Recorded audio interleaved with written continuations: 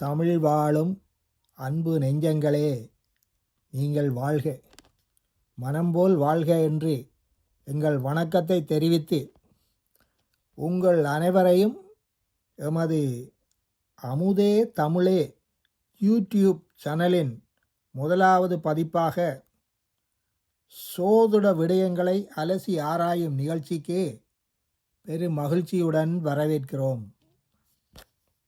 முதல் கண் 12 ராசிகளுக்குமான சனி கிரக மாற்ற பலன்கள் தினமும் ஒரு ராசியாக தர இருக்கிறோம். தவறாது பார்த்து ஷேர் செய்து சப்ஸ்கிரைப் செய்து உங்கள் நண்பர்கள் அனைவரையும் பங்கு பெறச் செய்து உங்கள் கருத்துக்களையும் கூறி எமக்கும் ஆதரவு நல்குமாறு கோரும் நான் சோதிட ஆய்வாளர் ஆர். பகவான்.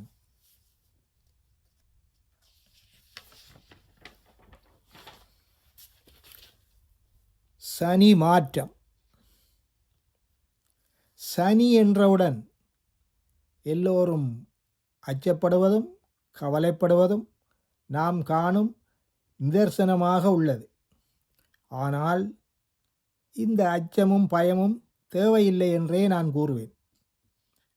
ஏனென்றால் ஒவ்வொரு கிரகமும் ஒவ்வொரு துறையை காரகத்துவப்படுத்தி கையில் எடுத்து செயல்பட்டு கொண்டிருக்கின்றன.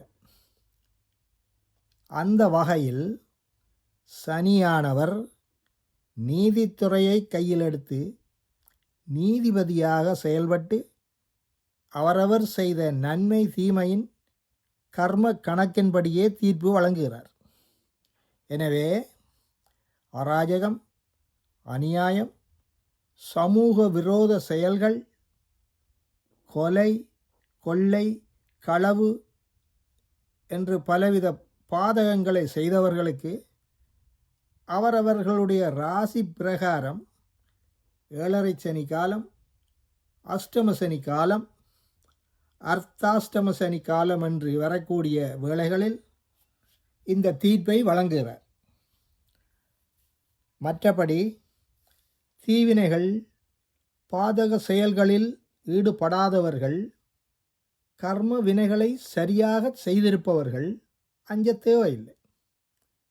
அவரவர் செய்யும் செயல்கள் அனைத்தும் அவரவர் மூளையில் பதிவு செய்யப்பட்டு கொண்டே இருக்கும். யார் யார் எந்தெந்த வினை செய்தார்கள் என்று அவரவர்களுக்கு தெரியும். அதன்படி சனி பகவான் வழங்கும் தீர்ப்பை ஏற்றிக்கொள்வதுதானே நியாயம்.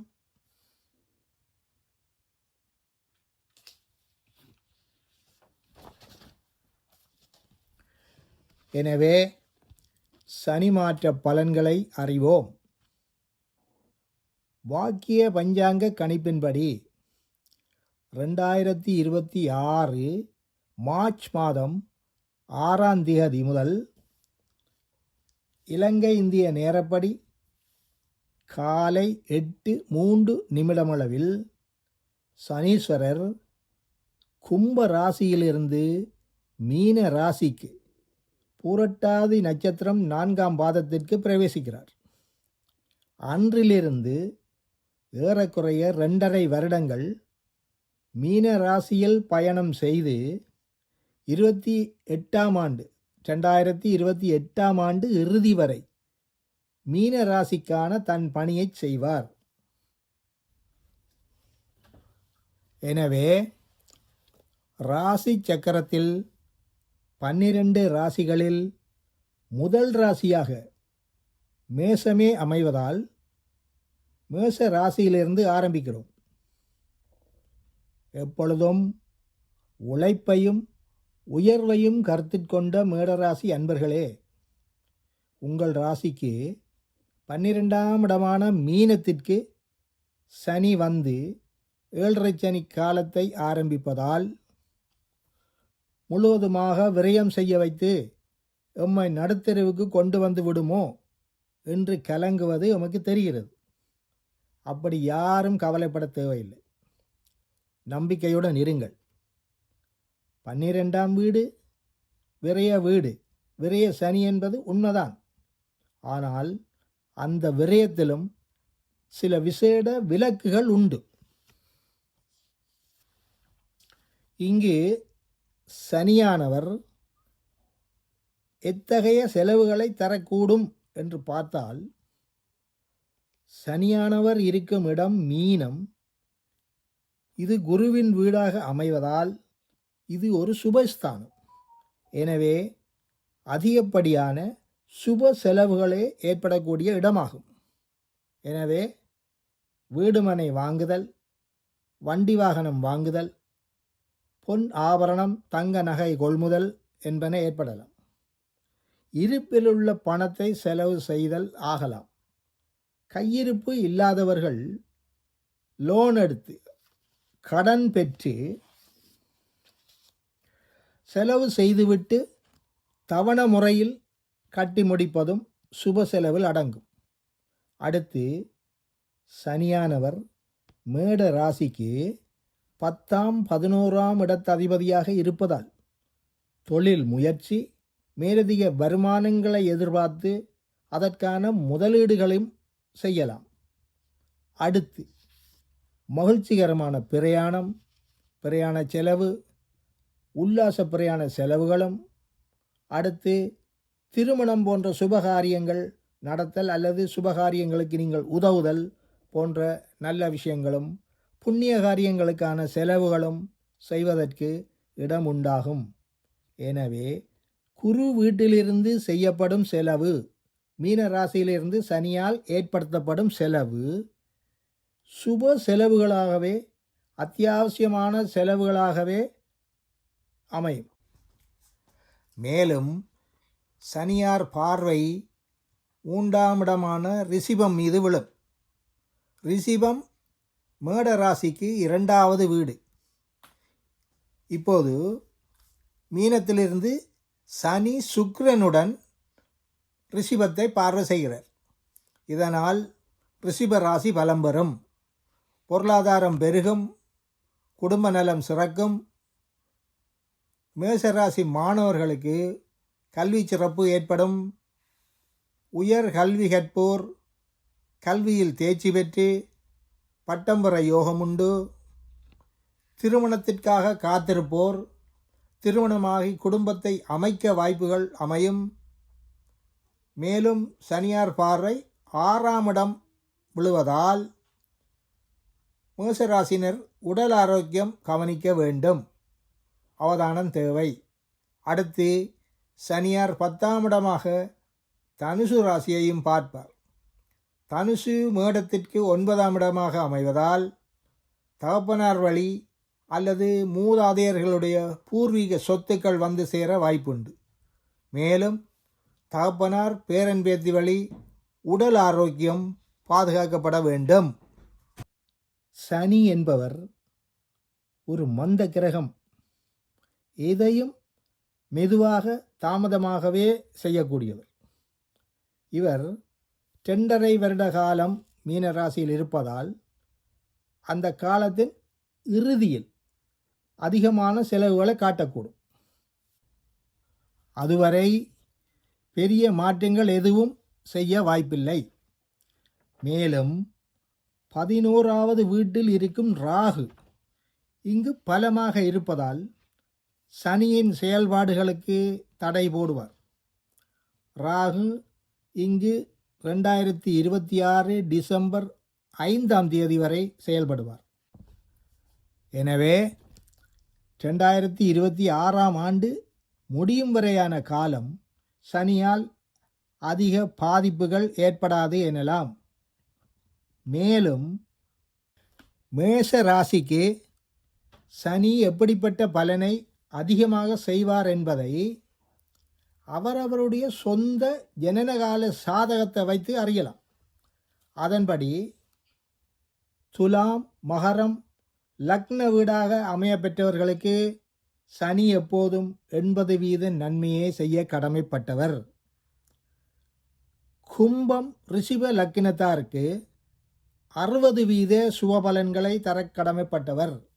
எனவே மேச ராசியினர் இந்த 4 லக்கினங்களுக்கு உட்பட்டவர்களாயின் அதிக தீமைகள் விளையாதென்றே நம்பலாம். அடுத்து குரு. குரு மேச ராசிக்கு 9ஆம் ஆதிபத்தியம் பெற்றவர். எனவே அவர் அதிக பூரண சுபபலம் பெற்றவர். தற்போது 3இல் இருப்பதால் சற்று மந்த பலன்கள் காட்டக்கூடியவர். ஆனால் அவர் தற்போது கும்பராசியை பார்வை செய்கிறார். எனவே ராகுவை தூண்டி அதிக சுபபலன்களை அதிகரிக்க செய்வார். அடுத்து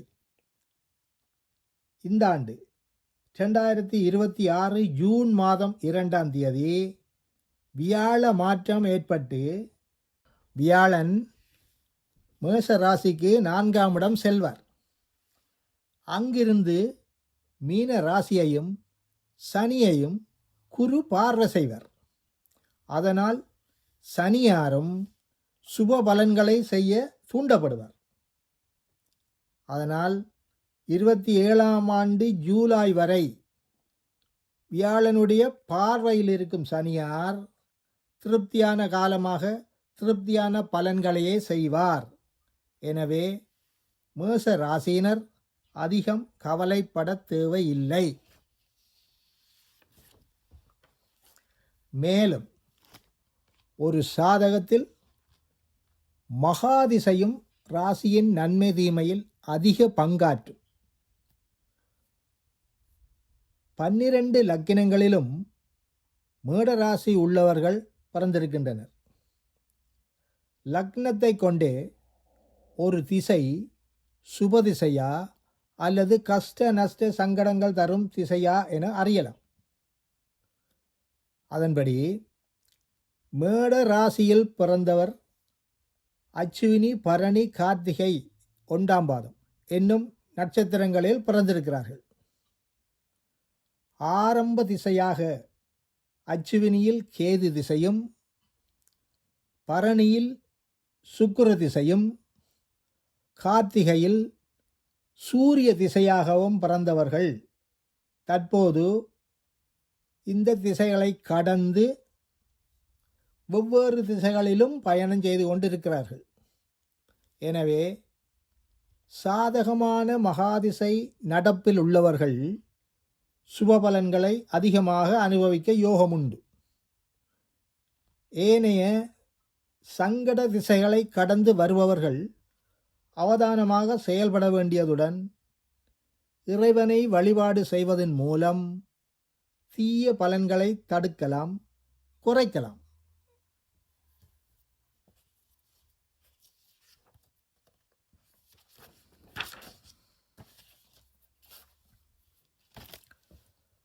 அதன்படி மேஷ ராசியினர் பொதுவாக முருகப்பெருமானை வழிபட வேண்டும். அடுத்து சனியின் தோஷம் தீமைகள் விலகும் பொருட்டு விநாயகரையும் ஆஞ்சநேயரையும் வழிபாடு செய்வது சிறந்தது. அதற்குள் அச்சுவினி நட்சத்திரக்காரர் விநாயகரையும் பரணி நட்சத்திரக்காரர் மகாலட்சுமி தேவியையும் கார்த்திகை நட்சத்திரக்காரர் சிவன் முருகனையும் வழிபடுதல் நன்று. மேலும் அவரவர் நட்சத்திரம் வரும் நாளில் கோயிலுக்கு சென்று அர்ச்சனை செய்து விளக்கேற்றி வழிபாடு செய்தல் நன்று. மாதம் ஒரு முறை அந்தந்த நட்சத்திரங்கள் வரும். அப்போ மாதம் ஒரு நாளோ பிறந்த நட்சத்திரம் வரும் நாளில் அல்லது தங்களுக்கு வசதியான ஒரு நாளில் சென்று வழிபடுவதும் அல்லது குறைந்தபட்சம் சனிக்கிழமைகளிலாவது சென்று வழிபடுவது நன்று. மேலும் முடிந்தவரை தான தர்மங்கள் செய்வதும் தீமைகளை பாவ கணக்குகளை குறைத்து நன்மையையும் புண்ணியத்தையும் தரவல்லது. எனவே நல்லதை செய்து நன்மையே பெறுவோம்.